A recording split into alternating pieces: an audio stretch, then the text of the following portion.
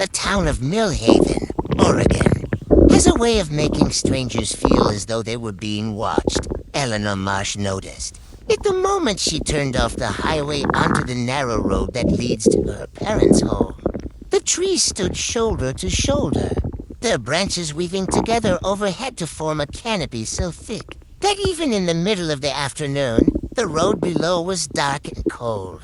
She switched on her headlights and tightened her grip on the steering wheel. She had driven 11 hours from Chicago with nothing but a cup of coffee, a playlist of podcasts, and the quiet hum of grief riding beside her like a passenger princess. Her mother was dead, not just dead. She had died alone in a house Eleanor hadn't visited in 6 years. No one noticed. For 3 weeks, a neighbor finally called the authorities after seeing mail pile up on the porch day after day. The official cause of death was a heart attack. The police assured Eleanor there was nothing suspicious about the case, just an elderly woman living alone, with no one checking in often enough. Still, something about it didn't sit right with her. Her house came into view as she rounded a bend in the road. It was exactly as she remembered, a 2-story white colonial with black shutters, a wide porch wrapping around the front, and a garden that had once been her mother's pride but was now overgrown and wild. The paint was peeling in places. One of the shutters hung at an angle. Half off its hinge, she sat in the car for a long moment, engine running, staring at the house. Something felt wrong. She could not explain it. It was not the state of disrepair, though that was unsettling enough. It was something else. Something in the way the house sat in the fading afternoon light. Too still, too quiet. Like a held breath, Eleanor turned off the engine and got out of the car. The air smelled of pine and something else, something faintly chemical, like cleaning products. She frowned. The neighbor who had found her mother, a woman named Doris Hale, had mentioned letting herself in once to check on things. Maybe she had cleaned. Eleanor took her bag from the trunk and walked up the porch steps. The 3rd step creaked exactly as it always had. Some things never changed. She found the spare key under the ceramic.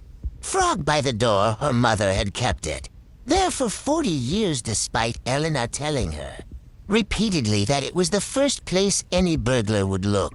Her mother had always laughed that off. Who's going to rob me, Eleanor? I have nothing worth stealing. The key turned in the lock and the door swung open. Eleanor stepped inside and stopped. The house was immaculate, not just clean obsessively, unnaturally clean. Every surface gleamed. The wooden floors had been recently polished. The curtains were freshly pressed. The air smelled of lemon and bleach. There was not a single piece of dust anywhere. Eleanor stood in the hallway and felt the hairs on the back of her neck rise. Her mother had been a collector. Books, ornaments, photographs, keepsakes from 50 years of living. The hallway should have been lined with framed family photos. The little table by the door cluttered with keys and mail and a small carved wooden elephant her mother had bought at a market in New Mexico in 1987. The table was empty. The walls were bare.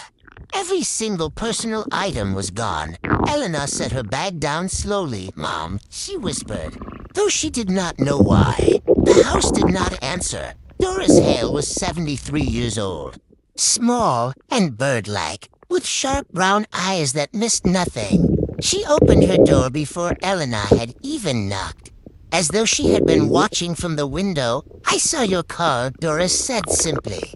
"You look like her. Around the eyes." "Thank you for calling the authorities," Eleanor said. When you found her, Doris studied her for a moment, then stepped back from the door. "Come in. I'll make tea." The inside of Doris's house was everything. Eleanor's mother's house was not, warm and cluttered and full of life. Photographs covered every wall. A fat orange cat slept on the sofa. The kitchen smelled of cinnamon. Elena sat at the kitchen table and waited, while Doris moved efficiently around the kitchen. The house Elena began. It's very clean. Were you the one who... No, Doris said firmly, setting a mug in front of Elena. I went in once, the day before I called the sheriff. I didn't touch anything.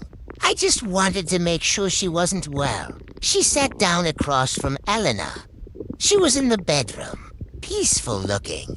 I called 911 and waited outside. So who cleaned it? Doris wrapped her hands around her own mug. That's what I wanted to ask you. Elena looked up. 3 days after they took her, Doris said, a van came. White, no markings.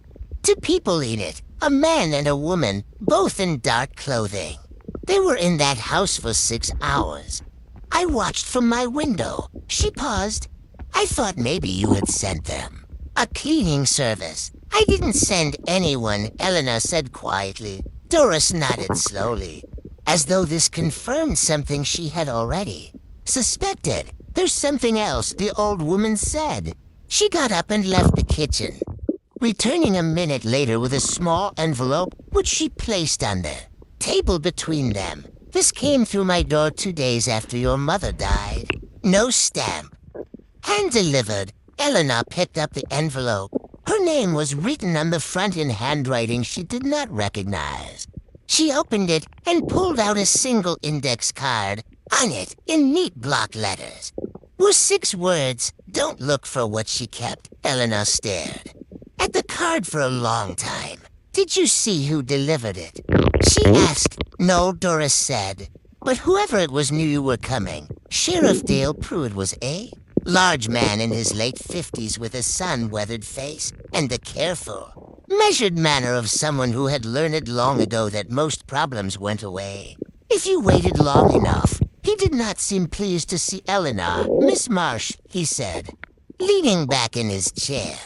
I'm sorry for your loss. Your mother was a fine woman. Did you know her well? Elena asked. A brief pause. Small town. I knew everyone. The cause of death, Elena said. Heart attack. Was there an autopsy? Standard procedure for an unattended death. Yes. Can I see the report? Another pause, longer this time. I can request a copy for you. Takes a few days. Everything in her house has been removed, Elena said. All her personal belongings. Someone sent a van and cleared it out 3 days after she died. Do you know anything about that? Sheriff Pruitt's expression did not change, but something shifted behind his eyes. Can't say I do. People sometimes hire estate cleaners quickly.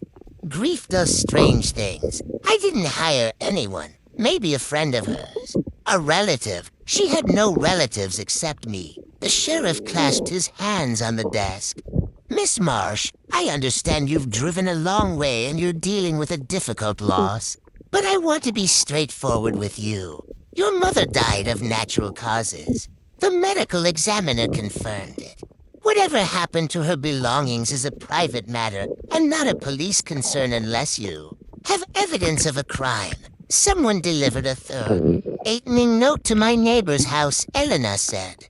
She placed the index card on his desk. He looked at it without touching it. That's not a threat. That's vague. It was hand-delivered to someone else's house addressed to me. Before I had even told anyone I was coming. How many people knew you were coming? Elena opened her mouth and stopped. She had not told anyone.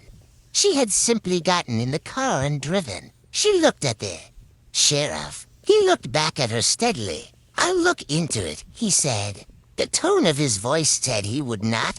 Elena slept badly that first night in the empty house. She had found sheets in the linen closet, one of the few things left behind, and made up her childhood bed. The room felt like a museum exhibit of a life she barely remembered. No photographs. No books. No trace of the woman who had lived there 4 decades. She lay in there, dark, and listened to the house. It settled and creaked the way old houses do. The wind moved through the pines outside.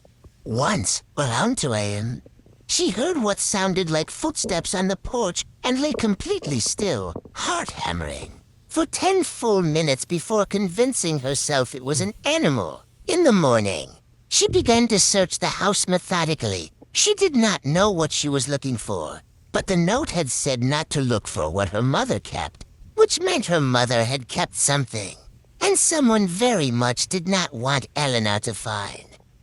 She started in the obvious places, the kitchen drawers, the bedroom closets, the bathroom cabinet. Nothing. The house had been stripped with extraordinary thoroughness. Even the medicine cabinet was empty, which struck her as strange.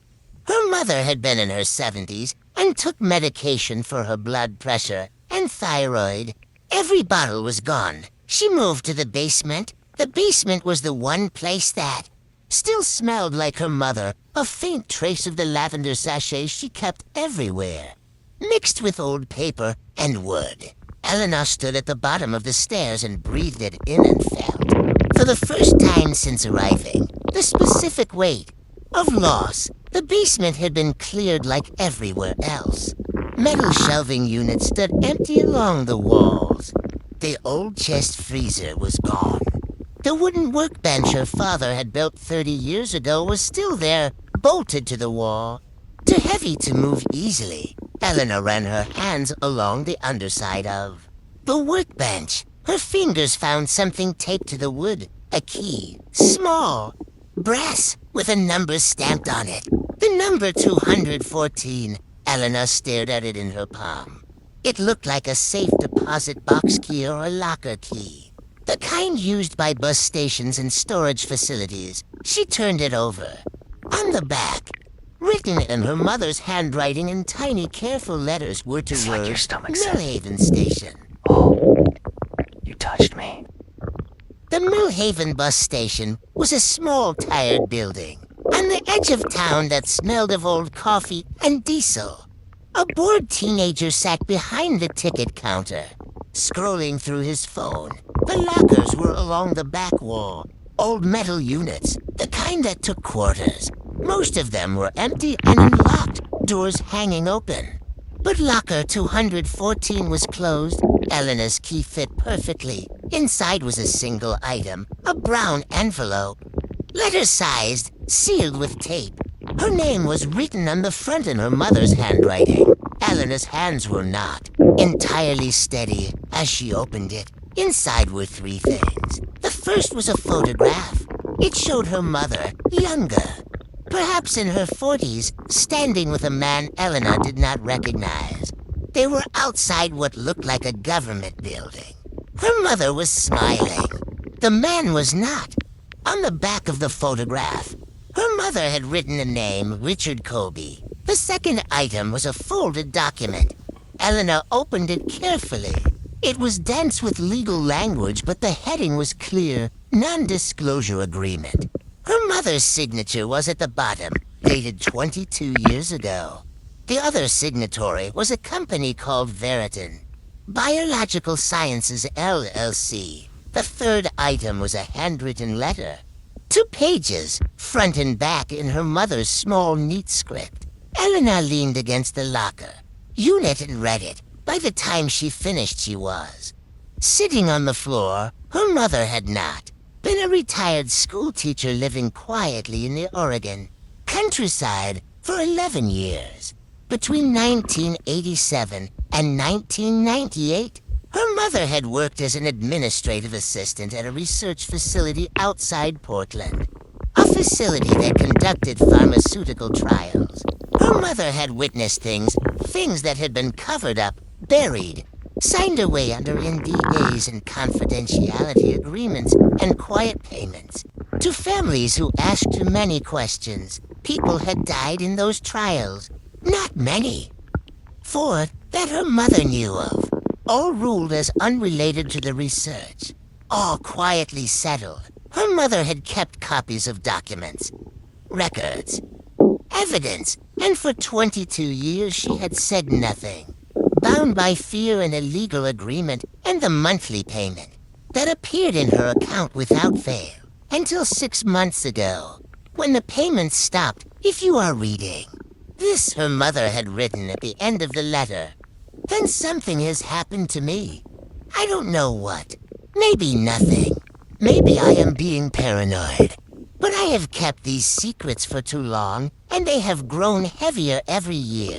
I am sending the documents somewhere safe. If anything happens to me, find Richard Colby. He will know what to do. I am sorry I never told you any of this. I was afraid. I was always so afraid. I hope you can forgive me. All my love, Mom. Eleanor sat on the cold floor of the Millhaven, the station for a long time. Then, she took out her phone and searched for Richard Colby. The first result was a news article from months ago, Portland. Journalist Richard Colby dies in single vehicle accident. Police report no suspicious circumstances. Eleanor drove back to Chicago 2 days later. She did not go to Sheriff Pruitt again.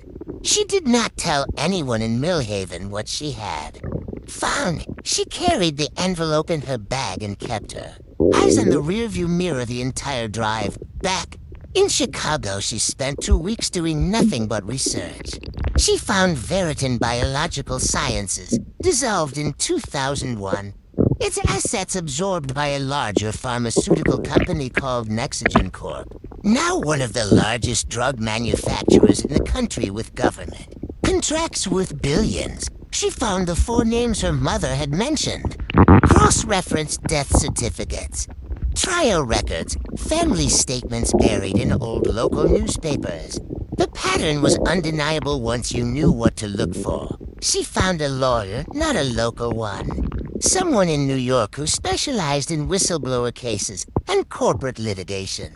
She drove to meet him in person and did not discuss it over the phone. She found, through the lawyer, that her mother had indeed sent documents somewhere, safe to a safety deposit box in a bank in Portland, with instructions that it be opened in the event of her death by a specific attorney. The attorney had been waiting.